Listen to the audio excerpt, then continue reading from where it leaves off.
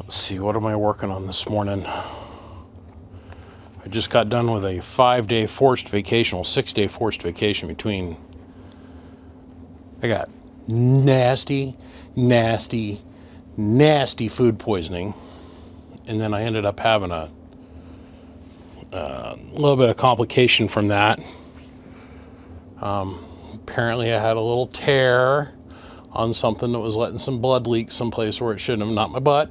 Not my butt soles. But it spent the last 2 days doing nothing but doctor's appointments, and I got an MRI and a whole bunch of other stuff going on. And let's say I'm back here, I'm working, I'm in a great deal of pain today, but the show must go on, I guess would be the best way to put it. So this morning I'm out here, I got to work on RO number 22. I've only got 3 more ROs and I'm done with this year, so we'll get this banged out today. I got another gentleman that his phone number that he gave me is a callback number for his 667 that's here for repair. Goes to a French masseuse parlor, and the prefix for that is 450, which I don't know, I've yet to Google that. It might come up in Canada, but the voicemail that I got this morning, I was like, nope, not leaving a message here. But, and then I guess I got JB2000 and I got 667 in a messenger I got to do. But today we're going to work on a 4-pill and a BBI 4-pill at that. And a Arimideline, I guess, which I don't make it a practice on taking on Arimidilines because they're usually literally not worth repairing. And I don't mean that in a figurative sense. I mean, like, literally. I mean, I'll repair them if people are really desperately wanting to put money down the drain. But when people call me and say, oh, I've got a, oh my God, that hurt. I got an Arimideline that I want to have repaired, I'll be like, no. Nah, here, this is what I want you to do, partner. You're like, what? I want you to take that thing over. I want you to play taps as you carry the thing out to your trash can and lift the lid and put it softly into the trash can and pray mama doesn't stack more garbage on top of it.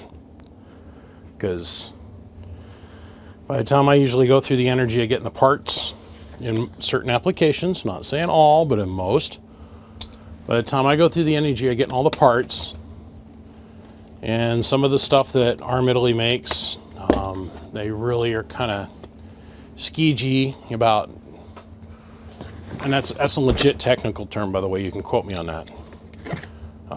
They're a little bit reluctant to share with us the part number that goes with it. And then when we get the part actually imported from wherever it's made to here, and then I go and I put the part in, by the time that's all said and done, I've had 5 or 6 instances now where it's like, yeah, man, I just found one of those on eHam for $210 and you want $310 to fix it. Well, yeah, that's what we discussed. Nah, man, go ahead and keep it. You have that happen a couple times, you're just like, no, I'm not doing this no more. This is he said this was very heavy dutyly packed. He put it in a tote. He paid $100+ to have this tote shipped here. Hey, if it made it here in one piece, that's all I care about. Okay, the note that is attached on the inside with duct tape, by the way, we all know breaks the rules. He did not have it attached to the amp, so no, there's really no harm. Okay, 2 amps, can't read that first word, a line test approved, thank you. Okay, that's literally all it says. 2 amps clean.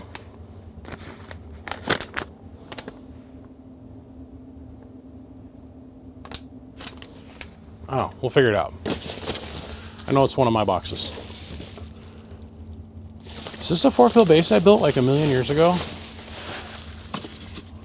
It might be. We could be opening a sarcophagus. We could be going back in time. You and me together as we're talking.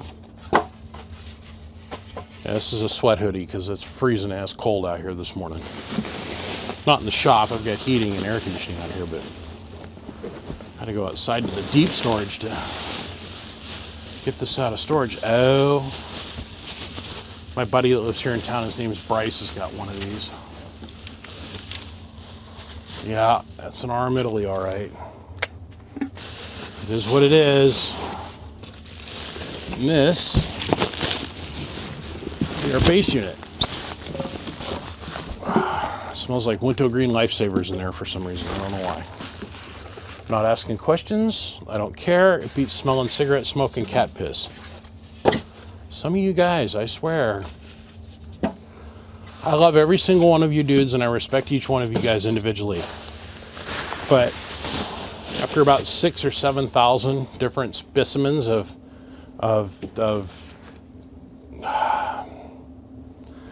I look at your amplifier, how you keep your amplifier as a direct representation of what your hygiene processes are like. Man, do you guys like to smoke a lot of pot, and have animals.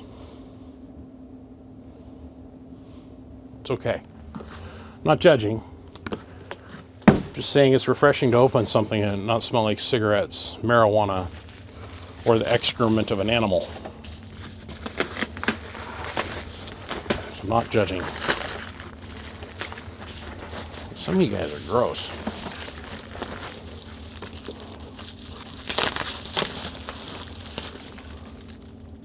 Amp number 1553, 4-pill with sideband. Oh, this is back when I was using the curling breakers on it. Oh, and it's got the old nasty 30 amp switchers in it. Oh, we're gonna have some fun. So I just did the quick math. This was 2,376 amps ago. We built this.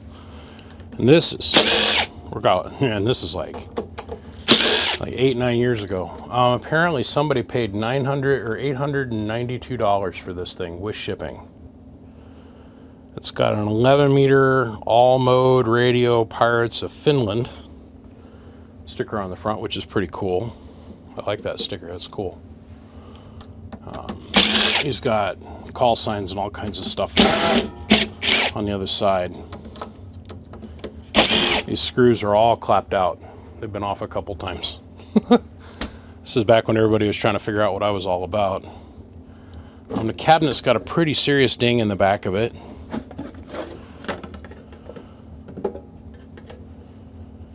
Yeah, that's how we used to build them. Of course, this is Toshiba, of course. Let's get in here and so solder our fan. I got to be really careful. This guy's got his name and his address and everything, like, and his call sign all like painted on with paint on the side of the cabinet. Okay, so let's take a look for here. This is the dent that I was talking about. It got dropped at some point. Not going to affect the operation at all. Man, it's 1,000,000 years ago. That's full-time sideband all the time, huh? No, this is sideband delay.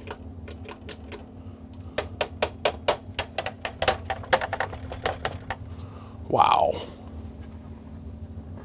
Wow. Okay, well, let's get down here and look at the nitty-gritty. Now the 10 ohmers are burnt. The output combiner resistor is gone in smoke. Man, this is back when it was so easy. Everything was the same because we were always working with Toshibas, right? And the only other part that was out on the market at the time was the first revelations or first revs of the DEIs, right? Man, I screwed up here. I put the solder lug on the board and I forgot to solder the solder lug down. Wow. So basic. So basic. If I went and I got in the book, I could tell you when I built this, but this is way at the beginning. This is back when I used to get concerned about the transformers shorting out. I got a little board soldered to the bottom of them. But this is post-mirror board. It wasn't too long after this, I went to my own transformers on the output. Put the relay up here for sideband. That's odd. Output tuning cap. I don't use these anymore. These failed too much. I don't see any burnt 10 ohm resistors, but I've got to have a bad child in here someplace. I can tell you right now, this cap's getting changed. That resistor's going to get changed out.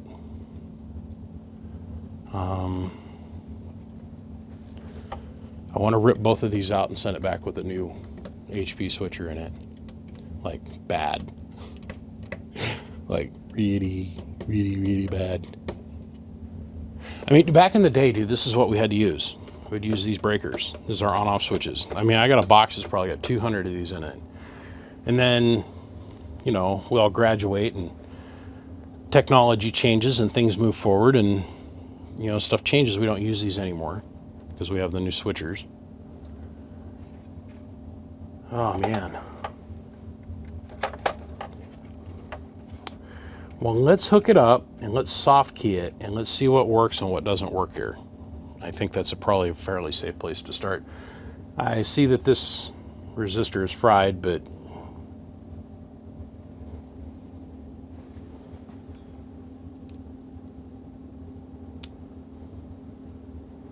I tied a resistor in. Literally wrapped it around the wire and then left the pigtails out, and then I wrapped it around the bottom wire. So this could never come apart. Oh man, back in the day. Back in the day. Look at all them chokes. It's the same number of chokes we'd use to do it today. But I hide all this underneath the board. This is back when I just order wire from Fat Boy, and whatever color they had in stock is what I was building with that month. Now it's got to be red or black, and if it's not red or black, I don't want it. God. Oh, this takes me back. All right, let's hook it up. This will trip you guys out. I went back and I looked, and I'm pretty sure that the video I shot of this amplifier, I shot with this phone. Yeah. And then I went to this phone here. I love this phone. It had a stylus built into it. I think it was awesome. But, you know, enough porn eventually kills anything. Then I went to this phone here. Most of this is battery pack. And then I switched to this camera here, which I used to do a bunch of videos where I'd take and I'd end the scene because I didn't have any editing software where I'd just go and flip it down on the workbench like that. That was my fade out function back in the day. Anywho, let's take a minute and let's quickly run this thing and let's see what's getting hot and what's not. Hello, 1, 2, 1, 2. Okay, that's enough. That transistor's dead. This one here. Man, there's so much stuff I want to do to this. Like, I want to get rid of these completely, but I don't know. We'll see what he wants to do. That cap is coming out and going away for sure. I'm not liking how tight these coax connectors are, so you might end up getting 2 of those no matter what, just because I can. It's going to need a brand new Toshiba in it though, or a used one that's matched with the other one, so we'll probably just do a used transplant. You know, it's almost a shame to, I feel embarrassed about these supplies, but at the time this is all we had, right? So we're talking back, this is 2000 and, let's see, it would have been 2010? 2011, and this was built right here on this workbench. So right after I moved in here and set up shop. I got to add a capacitor for pass-through tune. The pass-through tune it's not bad, it's just not great. It's like a 1.3 instead of 0. So we'll add a cap over here on the relay. I'll probably replace the relay because it's so old. I mean, why it's here, might as well just go ahead and put a $15 relay in it and make sure we're good going into the future, right? But then there's part of me that says, no, it's working, don't mess with it. So this is neat. This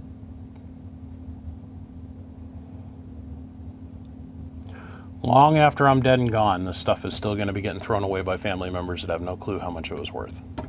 You know what I mean? Love it. Love it. All right, well, amp number 1. Oh yeah, I used to build with these annoying bright super blue LEDs. I bought a bag of 500 of them, and that lasted for like a year and a half, 2 years. Don't use them anymore. Let's take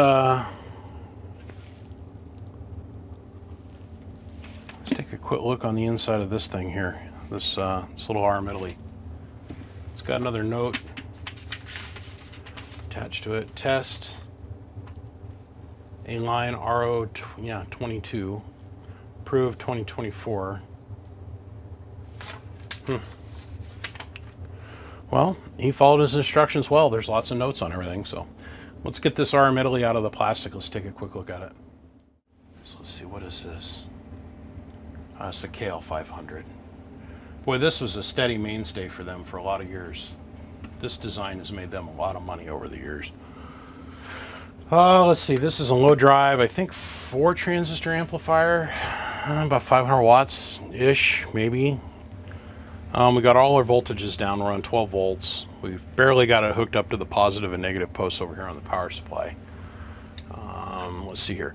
At 1, 2, doing about 30 watts worth of drive. Let's go up here.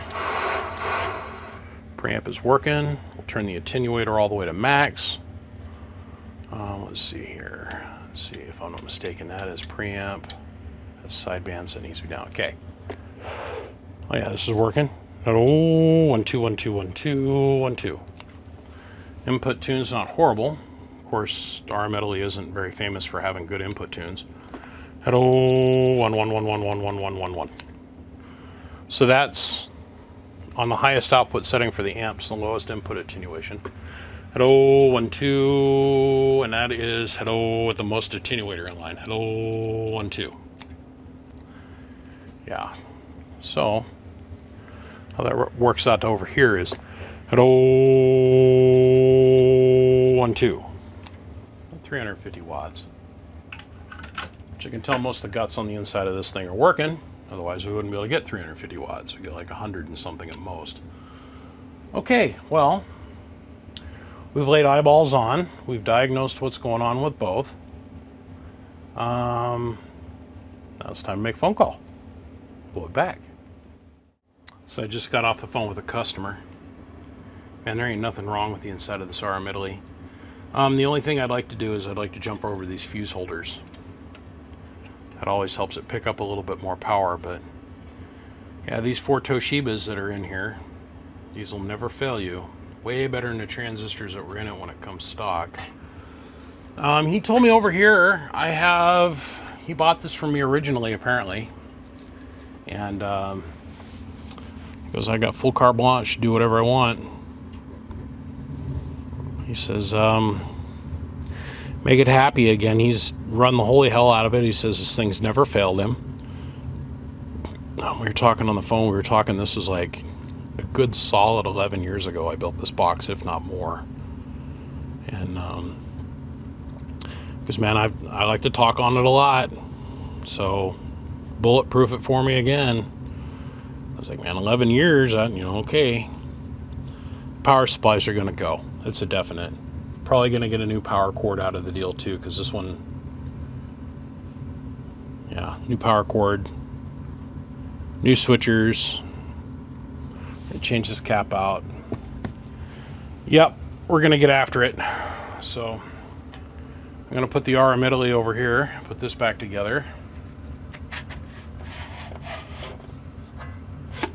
And these weren't a bad little amp. It's just their transistors. I mean, it's like when these break, It's almost impossible to find the exact transistor that goes in these, right? But he says this is working well enough for him. He just wants me to check it out and make sure it's good, which will run it to its full high power potential here in a minute. The eyelets that are on these, or on this, are going to need to be soldered in. So I'll solder those before it leaves here.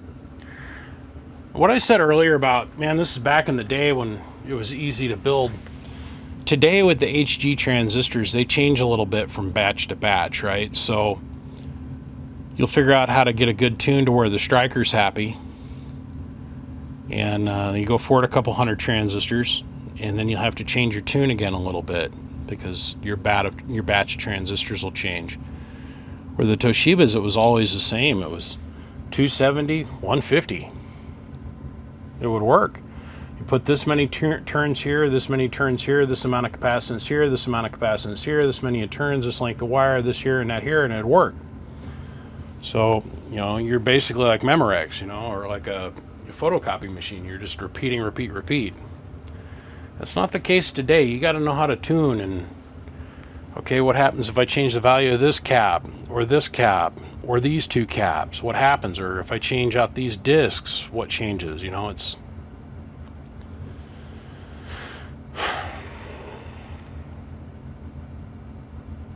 this is neat. I can't believe he's been running it all this time. It's got a little bit of dust in it. We'll clean it up. He said the cabinet didn't have the little ding in the corner of it. So I'll probably end up, when I pull the switchers out, I'll probably slide this board out.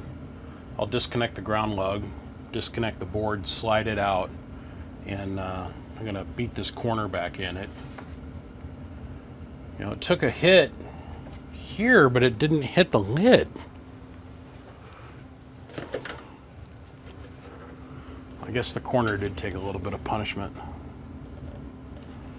We'll get that all straightened out. We have that technology. We will make this happen. So, okay, pitter patter. Let's get after. Let's talk more do. We shall return.